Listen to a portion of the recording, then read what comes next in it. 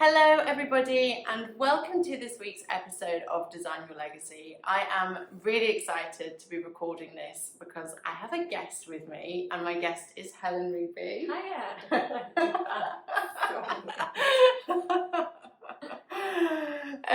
And today we're going to be learning a little bit more about Helen, about her journey, about what she's doing now and what she stands for. We have a lot of giggling away. What do I stand for? We'll find out. We'll find out. You can make it up on the spot. Okay, good. So Helen and I met a little over a year ago, and a friendship blossomed, and I think we stand for some very similar things. Yeah, so lots of things in common. Lots of things in common. Hopefully. Both from north of London. North of London. Yeah, a lot north. You sound more northern than I do, though. Yeah. And my accent's softened as well, if you believe that. So really exciting episode ahead for you. If you're new to the podcast, Design Your Legacy is a podcast and YouTube channel where I hope to encourage you to go out there and really live the life that you want to live, because there is a wonderful life waiting for you, and you just have to be brave enough to go out and get it, and live for the moment and enjoy every second. So, without further ado, Helen, hi. Over to me. Over to you. Pressure. The pressure is so much better when you interview someone else. No, this is you're interviewing I'm me. interviewing you. Right. Okay, right. so it's a conversation. It's going to be it's a chat. It's a chat. It's a fun conversation. Who knows where it's going to go? We don't like know. Life. Yeah, like life. God, see, straight in there with the inspiration. So wait, this is a disaster. Okay, so Helen, who are you? What do you do? Is that better? You can look at me, or you can look at the camera. It's up to you. Or Russell, as we've been recording this, and Russell's been laying all over the table and just being a little tart, hasn't he? So now he's disappeared. He's gone. By the way, if you are new to the podcast, Russell is a cat. Not a crawling human. Not like a crawling. It's not like my boyfriend who just lies all over the table. Come on, Russell. Can you imagine? A bit strange. Anyway, Helen. Yes. Who are you? What do you do? Who am I? What do I do? Where do I come from? So I feel weird. Yeah. I'm Helen. I'm an actress, writer, and self-discovery coach. Yeah. And that's what you do. That's what I do. In between living my life. Yeah. Which is the most important thing. Which is the most important thing. Like, and not to get too fixated on like who you are and what you do. Yeah. There's like so much more in between that. Yeah. We get so stuck and like we're like, oh, what do we do? Who are we? We get so much time spent on figuring that out that we forget to live and actually just be. And just enjoy. And this is something that I've learned massively over the last year. Well, I was just telling Helen that I have a tattoo on my ribs that says "Live for the moment," and I had this tattoo when I was 18. And so I've always had this idea in my mind of living for the moment. Yeah. But never really understood what it meant until I was ill and went on part of my own journey, and and you kind of get woken up to what life actually is and what life can be. And I think because life can be really magical, but when we are so fixated on who we are, because I always feel really awkward asking this question. It's like, it's helpful though, isn't it? Yeah. It's like, it's just to like compact everything into it so that you learn a little bit about, a snip about it, but then it's so uncomfortable at the same time. It's like God, who am I day to day? You put yourself into a box. And you teach people not to. And then you're like, but can you just do it for this? And it's fine. It's like, it's a way to introduce you, isn't it? And, but definitely. It's, I don't know. It's cool. Okay. It's all cool. It's all good. It's all good. And this is the thing. So this, I'm taking off. No, come on. Take control. This is the thing. It's like, this is just a chat. So Yeah. I'm not chatting as an actress, as a writer, as a self-discovery coach. It's like, I'm a human who's been through something. I'm going on my own self-discovery journey. And that's probably like where I am having a chat with you. See where you're up to in your journey. And because it's all work in progress. We're all trying to figure this out. As much as we think we've got control over it, we're all trying to figure it out. We're all trying to figure it out. I did a live the other day that was like, I don't know what I'm doing. And that's absolutely perfect. Yeah. Because nobody does. Nobody knows what they're doing. Everybody's trying to figure it out. And, it's all a journey. It's not I do this and then the end. Yeah. It's kind of like there's a whole load of stuff that goes on. Yeah. So how did you come to be where you are today? Because you do lots of different things. Yes. Acting. Acting, writing, and then being a self-discovery coach is like there are three very different things. And it's really interesting because actually like they're the same thing. They have like this, and so interestingly, like I learned about the hero's journey, which is Joseph Campbell's hero's journey, and I learned that through acting, through writing, and also through self-discovery coaching. And then it's like, like it's about the human experience and where we struggle, where we thrive, where we need a little bit of guidance, and it's all basically the same thing that we're like. An actor is just reenacting a human experience, so it's like everything is like all the same thing anyway. And actually, like being an actress, then I was like, how can I do the coaching? But it's just an extension of understanding why people do certain things. And what their point of view is, and like actually the longing to belong and to love, and then the fears of being rejected or abandoned. Like, oh, I love those ones. They're like the favourite of where people get, where we all get stuck on. Like, I'm still there. Like, I still have fears. And we all are, because we all have an ego. We all live on the survival instinct, and that's what gives us these fears. Because those fears, once upon a time, kept us alive. We don't really need those fears anymore. And well, that's the thing. It's like it's still helpful, isn't it? Because it's like we go to a road and we don't jump out in front of the road. Like there's still healthy functions. And it's actually got us here. Like we celebrate the fact that, oh, brilliant, we're here. We're alive. We made it. You know, it's not a completely wasted journey or a completely like egotistical journey. It's like just learning how it can help you free you up. Yes, and there's a huge element of really learning to love that every aspect of yourself, and learning to love the ego. Now, I wasn't really planning on taking this into the ego. There we go. But there we go. Here we are. This is life, and the ego gets a bit of a bad rep in spirituality and on people's journeys, because it's like this thing that it makes you, you know, it does drive. It is your kind of fearful voice. It is the negative chatter. It is the thing that kind of can hold you back from living a wonderful life. But also it did serve its function, but we have to, it's part of us. We have to learn to love every part of us.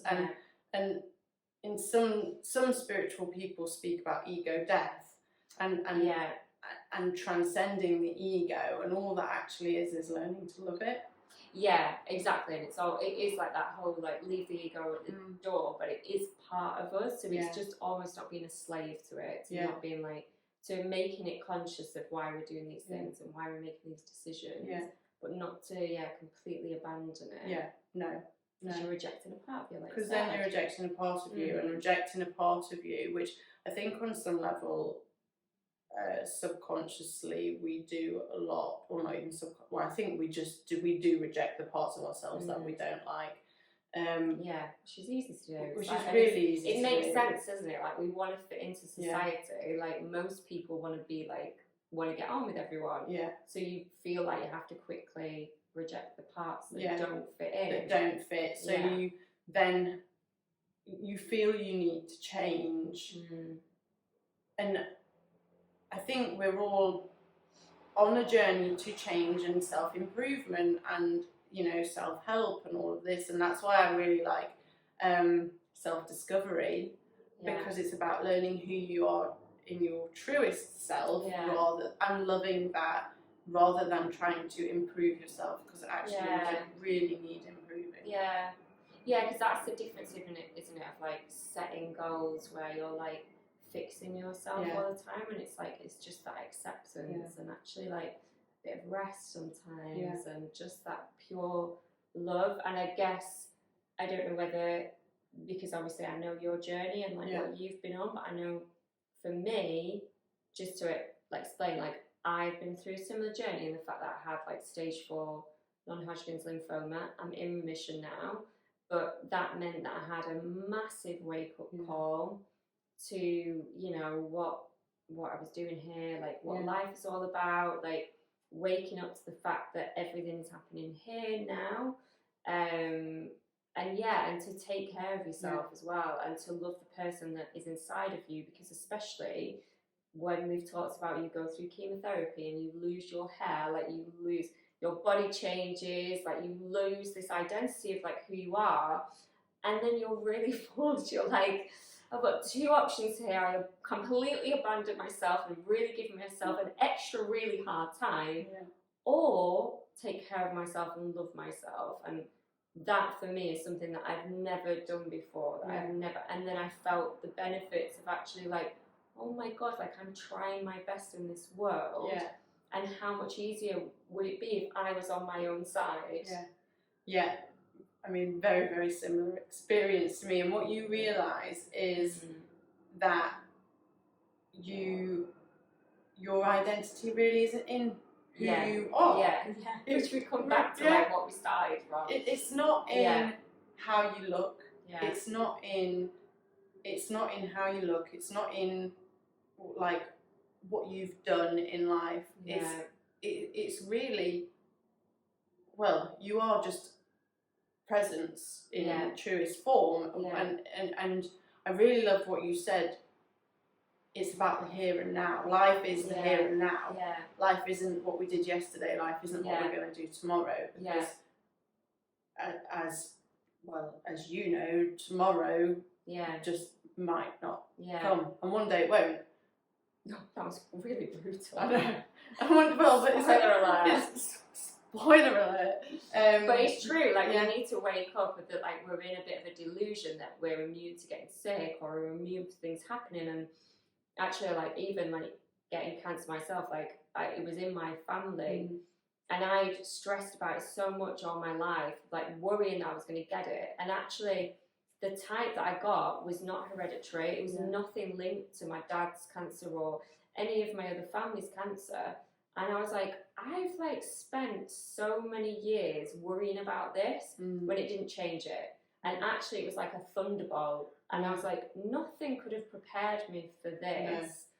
And yet what I thought is, when I look back, I was like, I wish I'd just enjoyed my life a bit more, and enjoyed the fact that there was nothing, you know, I didn't have any health problems, and just in completely embracing that. And then it's like, well, I have to take that lesson forward, and I have to spread that message as well of like, just get on with your life. Like life is not going to wait for you.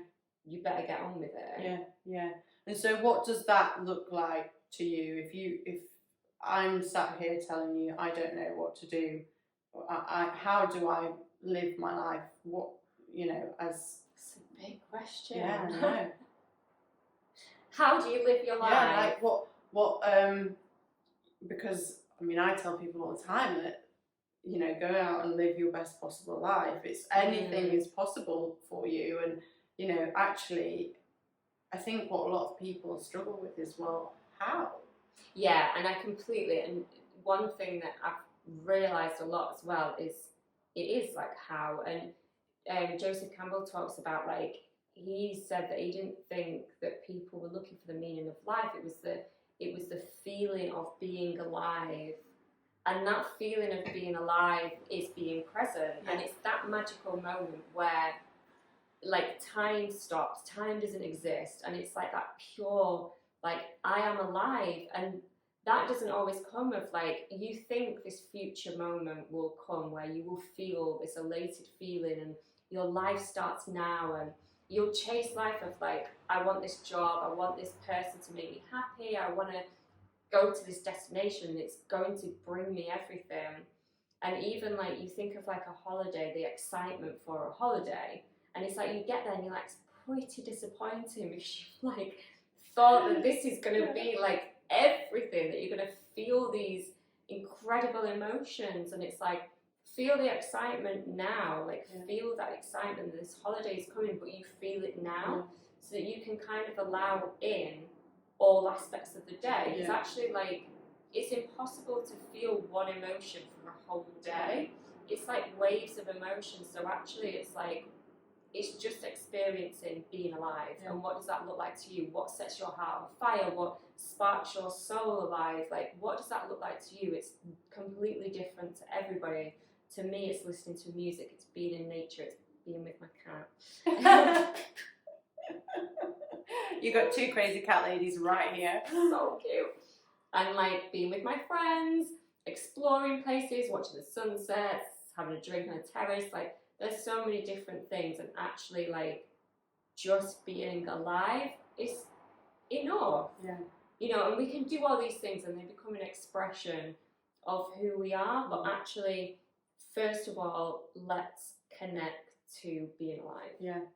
I really love that. Let's connect to being alive. That's so powerful. And we are programmed, encouraged to live our lives for the next big thing, like the next promotion, or I'll be happy when I get married, I'll be happy when I have children, I'll be happy when, if I have this, I will be happy. So then this is what I'm working towards. Because it doesn't happen. And it's and I have been running my jewellery design company for 7 years, and I have always been chasing targets. I've always been chasing goals, because I thought that chasing those goals would make me, hitting those targets, hitting those goals would make me successful. Like, it's only now that I've watched almost every aspect of my life change or fall apart in some way, and you know, my life does not look like it did at all 18 months ago.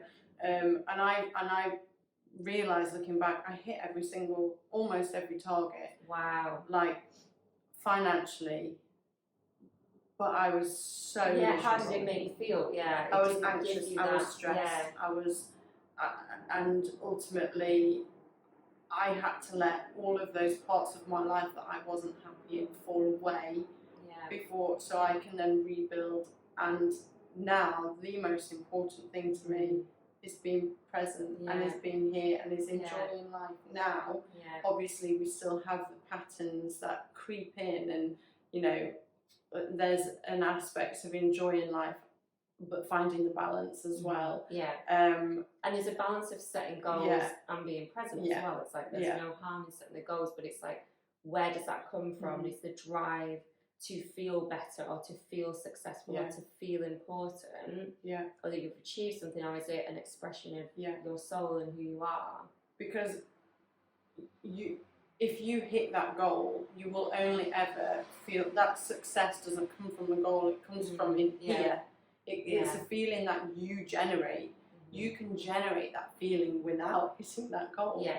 Yeah, exactly. And sometimes, and this is what I've talked about a lot, like, so after I'd had cancer, I was like, I'm going to live my life now, this is going to be the best version of me. And then it's like, but what does that look like? And because I've always been used to it being, right, well, now I need to get this relationship, because that will prove that I've done the work, and that, you know, the universe is working for me, or to get the best acting job, but it's all external validations. And actually, like, for me, there's so much real peace, real joy, real presence in me that I've never had before, and I can't actually put that into words. It's just an essence of me, and then it's like, everything else that happens is now a bonus. It's like, oh, you know, if I get that role, it's like, great, it's another extension of me expressing who I am, or being alive, or getting to experience it through a different lens or something. But it is kind of like an essence in me now that I'm like, and also like you don't feel the need to like express it, like, or put your like finger on it of like what that actually is. It's like it's just this peace. It's just Yeah. a feeling. Yeah. This is just my state now. Yeah. This is just, you know, my consciousness has evolved so that I just feel alive as alive. well. It's like, and alive also is like, I've learned as well that like I've always like been craving to be present and whatever, and then I realised that there was an attachment to the present moment being like, oh my god, this is amazing, this is incredible, and it's like, but that's your attachment of how you think it is. Present, sometimes it's like there's a sad feeling or a grief feeling, or there's like an empty feeling, or like it doesn't always mean that this is related. And I think when you have those synchronistic moments where everything kind of comes together, it happens in the present moment, and that's when it feels so magical and so alive. And it's like, I'm actually giving myself goosebumps. I know, I'm like really excited by this, because this is what I live for now. This is my life. This is, and I think we're both in a similar position where we feel so passionate about it, and this is how we want to. This is like the ikigai stuff. This is the, I want to put this back into the world. Yeah, and that is, it's like, I think because, you know, you've been through cancer as well, and it gives you that kind of insight to, you know, how precious life is, and how lucky we are to be here, and how things can be taken away very quickly, and how things can change very quickly. And I think, you know, we were going to talk about briefly about the hero's journey, but a lot of, I found with the hero's journey, like I went through this kind of warrior experience of going through something very life-changing and very traumatic, and kind of going into the belly of the whale, going into like the dark night of soul, then coming out, and then there was this death of the ego needs, and kind of stepping into my true self. But then there's this part where you get stuck, where I experienced it getting stuck, is a refusal of the return home. And then the refusal of the return home is like, does anybody care? Does anybody want to know? Or you can get lost in the applause of other people, and then you kind of get like a bit confused about what your message is. But it's a disservice, and it takes time. I've allowed myself to have compassion that I've needed time to heal and to rest. But then it's important to take your lesson back to society or back to people that really could do with learning and hearing about it. So, and that's why I think it's really important that people like ourselves do speak out about what we've been through, and share that journey, and share the lessons that we've learned. But also, we were speaking before we started recording that as we rest, as we heal ourselves, as we learn more about ourselves, as we go on a self-discovery journey, and step into our true selves and into the power that we have within, as we do that, we help everybody around us as well. Without words. We don't need to tell them, it just happens, because it's a change in our energy and a change in our frequency, and that affects everybody. And then it has this effect where it helps the whole world. Which is pretty cool. I know, and then and then it's like the balance of like not getting the messiah complex of like taking it too far. Of like, I'm going to change the world. It's like the balance, isn't it? Of like, I'm God. Which actually, if we want to get into it, we all are. But yeah, I think humour will keep you humble, won't it? Humility and humour will keep you human. Oh, I love that. Did you make that one up? I just said it. You can have that one. Thank you. I'll give you credit for that one. Thank you. And absolutely, I mean, it's authenticity, and I think when you've actually learned the stuff and you've actually embodied it and embraced it, and it is now who you are, that is what comes out. You can't help but be authentic. You can't help but be human. Yeah. And even like the lessons will just keep evolving as well. It's like that you have to like at least honour those lessons that you've learned, because otherwise you get stuck. I know for me, one of the main things about going through cancer, and mine was very dramatic because it was an emergency as well. So I was rushed into hospital, and it was life or death. Like it was very hit and miss. And I will fall into a sleep mode sometimes of like feeling like really annoyed at the world, or feeling like things aren't going my way. And then it's like you fall into a sleep mode of like that this is how life is, when it's like it's this incredible, like what an incredible thing to actually be alive right now. Like, this moment is only happening right now, and we play it down because it's too much sometimes to even consider, isn't it? Yeah. And we play it down so much that it's like we go into sleep mode of like what we do doesn't matter, or what we've got to say doesn't matter, and it's like it really, really does. And also somebody needs to hear your lesson from you. Like even if that's one person, someone needs to hear that. And I believe that we're all guided on this journey anyway, and so everything that happens is actually supposed to happen.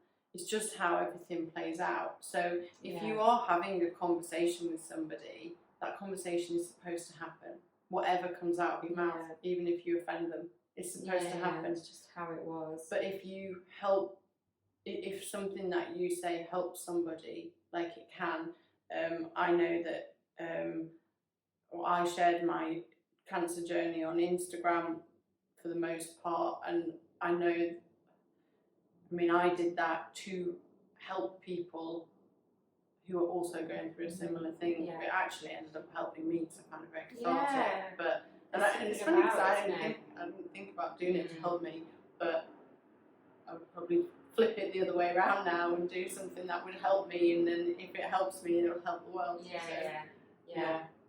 So just back to the hero's journey briefly then, because I'm not sure everybody will really know what the hero's journey is, but can you give it and I have another question about the hero's journey as well, but can you just give like a quick example of what the hero's journey is? Because when I've explained it before, I kind of used like the Gandalf, like the Lord of the Rings, Gandalf the mentor comes along and helps them, and they all live happily ever after.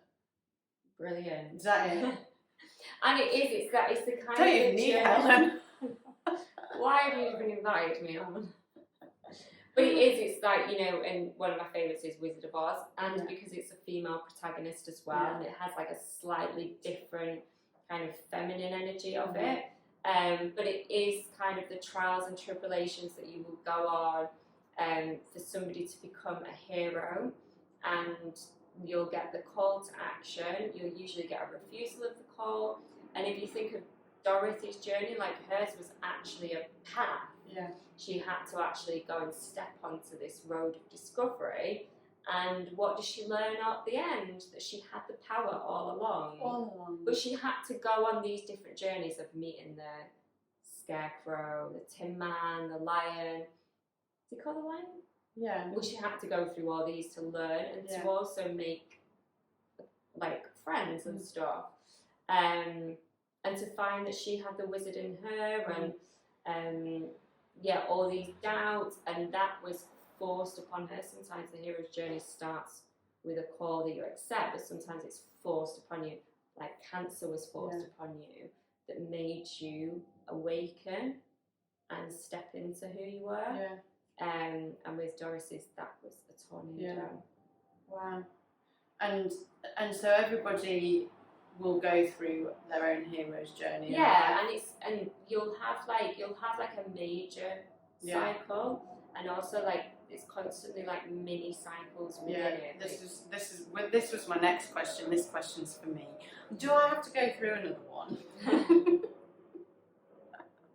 Have I done that now? But Can we it might take that off? Yeah, unfortunately, like that's not how life works. That's great. So, like, which is why it's so important to live in the moment. There we go, we're back to it. Well done. You have learned your lessons. You're now free to go back to society and teach it. Sorry, so but yeah, it is cycles, and you'll continuously have cycles. But the thing is, it's like, I am sure that if something more difficult happened again, you've got so many tools from going through it in the first place. But it doesn't always have to be so traumatic as like what you've been through. But we're always kind of like growing and evolving and learning. Like, the worst thing would be to stop and stay still. Yeah. It hurts you, like it hurts your body. It's like, it's painful. It is. Back to the ego is there to protect us, it is there to keep us safe, it is our survival instinct, it is there to keep us safe.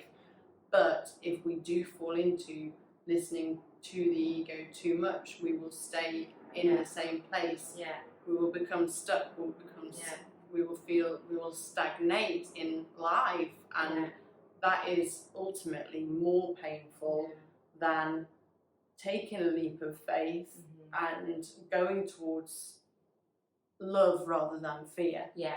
And one of the main questions is, when I do coach and when I bring up the hero's journey, is the fear of the dark night of the soul and the fear of the belly of the whale, fear of stepping into the cave. And it's like, but we're under an illusion that we have control and that we're not in the unknown. Like, we're constantly in the unknown. All we have to do is like realize that. And so it's not like, it's not a step into, you're already in it, so there's not much more that you have to do. You just have to be willing to open the door, be willing to have the courage to open it, because actually the fear is a lot more painful because you're holding it in. You're holding so much energy, and actually these fears you're just carrying around with you every day.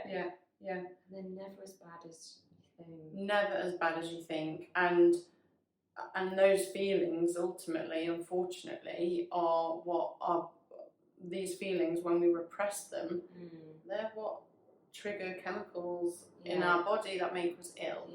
And most cancers are stress related, be it physical, emotional stress, and most illnesses are stress related. I think it's only like 5% of illnesses in the world are true genetic hereditary illnesses, and it's really difficult to kind of go understand that. But I think when we realise that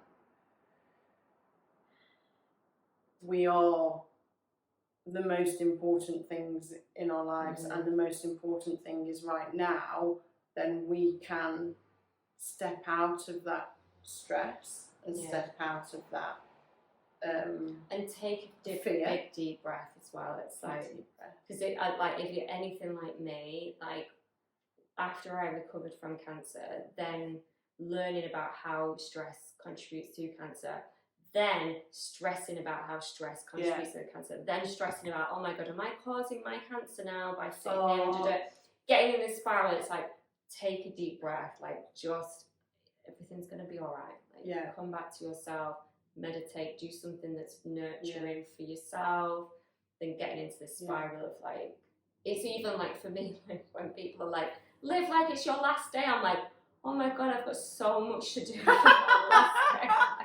This is causing me more stress. So I really, really do not like that. Do you have an alternative? I do. Well, no, what's yours? Mine is that you're waking up, that it's the first day, like this day has never happened.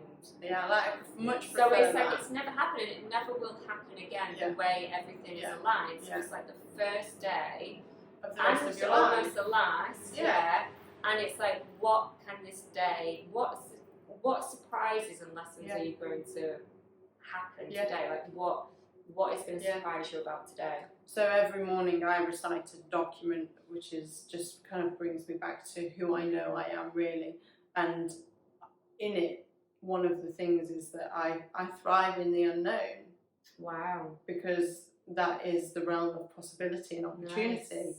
Nice. And before, the unknown is what gave me anxiety. Yeah. And the stress and the fear. Yeah. Because when we live in that fear, it is really, really awful. But then actually, you know, it's not it's we're scared of the feeling of fear. Yeah. It's not. It's and we have a story. Like, I had an incident. I know I've told you. I'm going to talk about my cat, but I had an incident recently that we had this cat. She's like, we've had her for 8 years. Her stray cat. We took her in. Friend had her. Thought she'd not been chipped. Long story. She'd actually had been chipped, and we found out. Then realised that she had another owner. So then the panic. This is a long story cut short. We had the panic. I was in fear mode of like, oh my God, I'm going to lose this cat. Also thinking, has somebody else been looking for this cat? Anyway, complete in fear mode, and I had to really sit with the uncomfortable. One, thinking, I don't know what's best for the cat, really. Like, I have an opinion about it, but I don't know. Like, just trust that everything's going to work out. Sit with that uncomfortable feeling. And actually, the owner, we ended up getting in touch with the owner. It was such an incredible story. Like, the owners were so lovely. Like, honestly, I couldn't have picked a better story for like how it turned out. Like, they were so lovely and they were so kind to me, and just so thankful that we'd taken care of her. And also, she looked after me during her cancer. And I told them that, and they were like, I feel like she was meant to be. Yeah. Like, and you weren't supposed to find out that she was chipped because she wanted to stay with you. And it was just all supposed to work out in the timings. And I was like, my limited mind could never imagine that that was going to happen. No. My fear was, oh my God, I'm going to lose her. I'm going to, like, what's going to happen? But I could, it's the trust of like letting things unravel, and that the universe is a lot more creative. Oh, absolutely. Yeah, it's, I mean, when we talk about law of attraction and manifestation, and we think it has to be this thing, and it's going to come to us in this way, and I'm going to manifest it like this. No, you're not. No. Let the universe. Let the universe do its thing. It's the attachment. It's the non-attachment of like, this is what I want to connect to, but how it's going to play out, I have no idea. It's the same with like meeting a guy. This is not my invitation. Dating profile. Oh, well, this is going to get interesting. But for me, I'm like, how am I going to meet someone? Like, where am I going to meet them? It's like, just one, increase your statistics. Like, I have been a bit of a hermit after COVID and stuff. Increase your statistics by actually going out of the house, but also like trust that it's going to unravel, and the story is going to unravel, and it's going to surprise me. Like, I can't imagine how it's going to happen. No, but it's going to surprise me. It's going to surprise you, and it's going to happen. And I've told you before, I had a really romantic meeting on a train, and the train got delayed. Oh, bless, this guy was so lovely. But unfortunately, I wasn't in that place at the time. It turns out I was looking for an arsehole, not a nice guy. Cool. But I met him on I met him on a train, and the train broke down, and we got off. We went for a drink because we sat opposite each other, and then we were like, are you going back to, oh yeah, okay, because it was only a very limited train from Derby to Matlock, and it's only about 3 stops, so we were going to then, if the train didn't come, get a taxi, and we met and we dated for a little while. Oh, you actually dated? Yeah, he asked me out. He said, we went for a drink, and then we got the train back. He said, I'd like to take you out. And I said, yes, okay then, and we dated for a little bit. That's a beautiful story. Yeah. Didn't work out, but worked didn't out work out the way it was supposed to. Yeah, absolutely, because also what that's done is it's given me faith that I'm going to meet somebody. And it'll happen. And you can't plan it. You can't plan it. This is why. I mean, you could take loads of trains and I could increase your statistics up. Increase my statistics. Well, not at the minute. They're all being cancelled. Oh yeah, damn it. But yeah, well, this is sort of why I believe that we can find some love anywhere, right? I believe that it's going to come to us. I know it's going to come to us how it comes to us. Yeah. This is why I struggle with dating apps. Yeah, I feel the same actually. I feel like it's quite soulless, and on the other side, it's very hard to kind of put like who you are in like one thing. And mine's really deep. Is it? I'm like, I just don't know. Good for you. I'm like, I can't do anything else. I should write on there, I don't do small talk. Should be a start. I think they'd probably figure it out. From... Yeah, I think one of my prompts is I geek out on neuroscience, psychology, and spirituality. That's literally my answer. That's cool. Yeah, but it's no wonder I'm still single. No, there's loads of guys out there who are into that and also geek out. I know. Yeah. On that. Yeah. You just wait. Well, but this is it. It's because we go on a dating app to find somebody to date, but that's us having attachment to the dating app. Yeah. I find it very difficult, and in my mind, I still want to meet someone in real person. It's just how I imagine it. Yeah. I'm not completely shut down to it. I'm open to the other possibilities. Yeah. But it'd be quite nice, wouldn't it? Yeah. To have the fairy tale. I'm going to sponsor this on YouTube as a single. Oh well, you know, and every relationship is like a hero's journey. Yeah. It's all. What I love about this is it sort of like solves life, doesn't it? Yeah, in a nutshell. In a nutshell, it all kind of. It kind of, as much as you can't make sense of life, it gives you a little bit of a map. Sort of. That can kind of guide you into this chaos you're experiencing. And the most effective way to deal with the chaos, not to necessarily get too bogged down in trying to figure it out, but staying present. That's the moral of the story today, I think. That's the moral of the story. Stay present. Stay present. And I think, so I mean, like coping mechanisms for me on this hero's journey are presence has been the biggest lesson I've learned. Presence, connecting to nature, connecting to myself, loving myself. Yeah. Like actually loving myself. Actually. Like that horrible side that's like needy and like not particularly attractive. Just loving every single aspect. I'm not talking about you, by the way. No, but we all have it. We all have it. We all have it. Yeah. Some people repress it. Some people really show it. And you know, anger was a big one for me. So learning to love anger, learning to love the shame that I had around myself, learning to love guilt that I felt, learning to love experiences that I've been through that are, you know, traumatic, learning to love all of it. And when we can learn to love all of it, learning to love the part of myself that didn't like love. Nice. Because, because if somebody would say love to me and I'd be like, ooh. But now I'm like, oh, I love you. I love you. Because this is where the magic in life is. It's being open and it's being like allowing yourself to be a bit foolish, to fail, to face your fears, all a little bit. Yeah.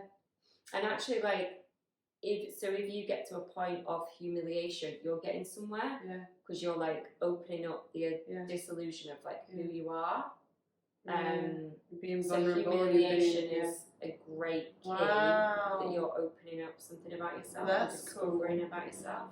So if you feel humiliated, you haven't like been publicly humiliated. No, and this is the difference. It's like the actual like humiliation actually comes from the core stem of the word to be humble. Yes. Like the hums or whatever it is. And actually, if you think of humiliation, it's like a very separation of the word humble. Yeah. And how? Because it's like we think of public humiliation. Yeah. It's like, think of like what actual public humiliation was, that people would humiliate people for doing something. Yeah. And so actually, like, humiliation is like society of, especially for females as well, of like the shame of feeling a certain way. And actually, like, if you can feel that humiliation, it breaks down the illusion of, like, shamefulness for women, you know, and then it's like, if you can break that shame of, like, that was never who I was, or that was never like a rule. It was just this society kind of pressure. Then you also release it to someone else. It makes it a little bit easier for somebody else. But feeling humiliation means you're getting somewhere. And then we're back to it's all do yourself, you help somebody else. And so what are your kind of coping mechanisms on the journey? So one of my massive things is when I get into the kind of that spiral of the thoughts and stuff, is my go-to is go for a walk in nature, and that's my massive thing. And part of that is to activate the senses. So when I activate the senses, I'll look at the different colours, like name 5 colours, like really listen to the sounds, and that really kind of gets you back to kind of like a neutral state, and that you connect. And that really, really helps me, and also feeling supported. And there was something about when I went through cancer and I was going through my healing, there was something about when I was in nature, that nature didn't have to know what job I did or who I was or how sick I was or how, like, where I was. It was just present for me, and it was like having a big hug. And also I want to give back to nature now for that kind of connection. So that's my major go-to. It's like if I'm feeling like I get so stuck, or my energy's a bit stuck, and I'll go for a walk, and I'm like, oh my gosh, like that's like my sacred place. Back, well, I mean, driving force for me to leave London, guys, I'm leaving London, is to get back into nature. Nice. Because, yes, we have nature here, but it's just not really. I'm very, very fortunate where I live. I have trees everywhere, but I love that feeling of walking through the woods. Smell. The symbol of the forest as well. It's very like going into the deepest being conscious. Oh, so much. Oh, this has been amazing. Okay, I have one last question. Okay. And one last question. And then I'll buy you a glass of wine. Yay. So, you are allowed to leave one piece of advice, and one piece of advice only. Everything else in your life is, that's done. It doesn't matter. Nobody knows any of that about you. You can give one piece of advice to the world. What will it be? Me on this, couldn't you? Well, I mean, one piece of advice to the world. Playing footsteps now. One piece of advice is to wake up. Wake up. Wake up from the sleep. Know that you have the potential to be what you want to be, or actually who you don't even know you're going to be. It's like, it's just know that there's something special about you. Know that you have your own gift that is so needed in this world. And just wake up. Wake up. I love it. Wake up. Oh, what a fabulous conversation. Thank you so much. Thank you. So where can people find you? So you are actress, writer, all sorts, self-discovery coach. Yeah. Where can people find you? How can you help people? Probably Instagram's probably the easiest. So at Helen S. Rigby. Amazing. I'll put Helen's Instagram. Yeah, let me know if you. Yeah, it would be any questions. Drop her a message, have a chat with her. I will put all of her links in the description below. Thank you so much for listening. I'd love to know what you took away from this, so either leave a comment or email me, drop me a message, and thank you so much. Thank you. Thank you. Amazing. Bye.